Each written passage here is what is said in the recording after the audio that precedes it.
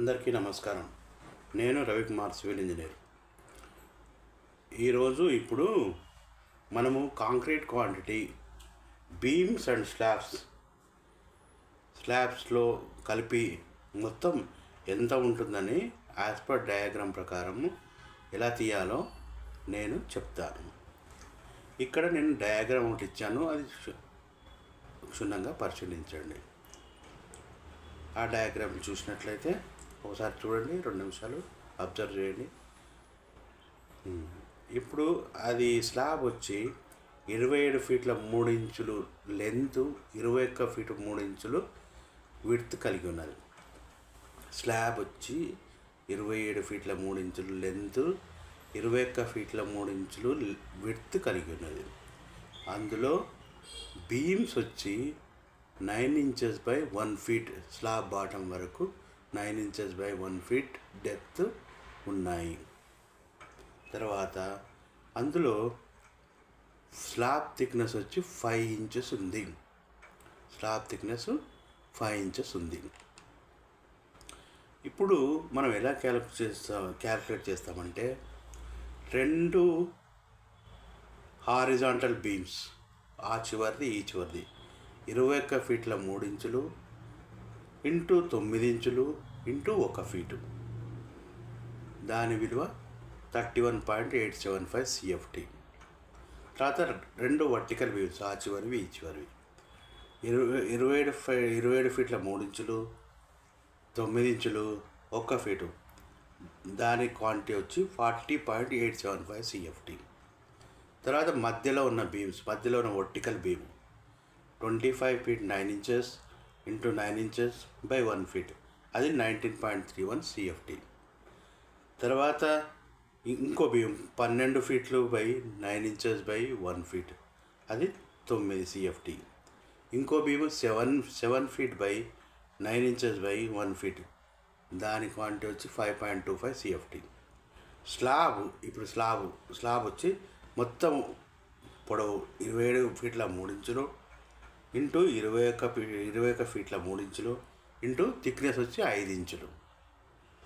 అన్నింటినీ మల్టిప్లై చేస్తే మీకు వచ్చేది 241.27 CFT ఫర్ స్లాబ్ వస్తుంది. ఇప్పుడు ఈ అన్ని బీమ్స్ స్లాబ్స్ అన్నీ కూడితే వచ్చే క్వాంటిటీ, కాంక్రీట్ క్వాంటిటీ 347 CFT ఉంటుంది. అన్నీ కూడండి 347 CFT వస్తుంది.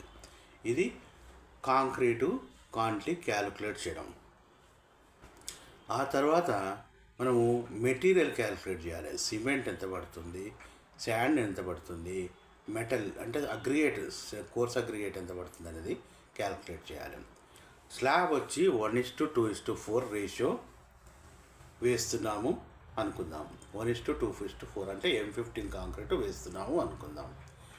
ఇందులో 1:2:4 M15 అంటే 1:2:4 రేషియో కలిగి ఉంటుంది. 1 అంటే 1 భాగం సిమెంటు, 2 అంటే 2 భాగాలు శాండు, 4 అంటే ఆ కోర్స్ అగ్రిగేట్ 4 భాగాలు. ఈ 1, 2, 4లను కూడితే వచ్చేది 7. ఇప్పుడు మనకు క్యాల్కులేట్ చేసిన క్వాంటిటీ 347 CFT అనేది wet volume of concrete. 347 CFT. ఇప్పుడు డ్రై వాల్యూమ్ క్యాలిక్యులేట్ చేయండి. డ్రై వాల్యూమ్ క్యాలిక్యులేట్ చేయాలంటే, డ్రై అంటే నీళ్ళు కలపక ముందు ఉండే వాల్యూమ్ క్యాలిక్యులేట్ చేయాలంటే 1.54 × 347 చేయండి. అప్పుడు 534.38 CFT మీకు వస్తుంది. అంటే దాన్ని 35.32 తోటి భాగిస్తే మీకు 15.12 క్యూబిక్ మీటర్ల కాంక్రీటు మీకు డ్రై వాల్యూమ్ వస్తుంది. ఇప్పుడు సిమెంట్ క్యాలిక్యులేట్ చేయడం ఎట్లా?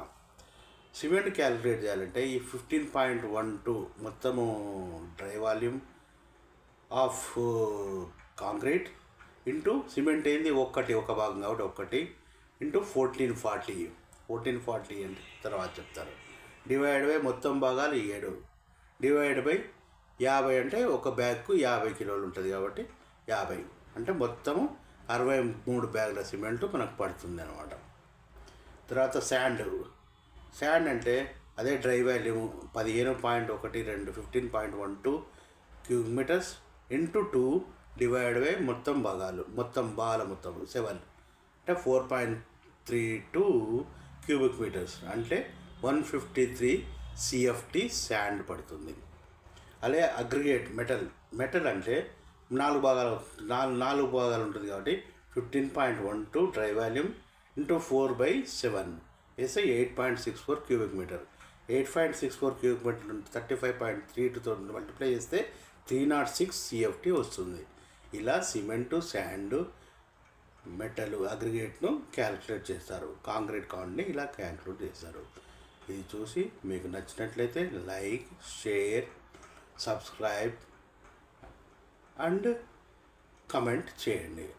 నమస్కారం. రవికుమార్.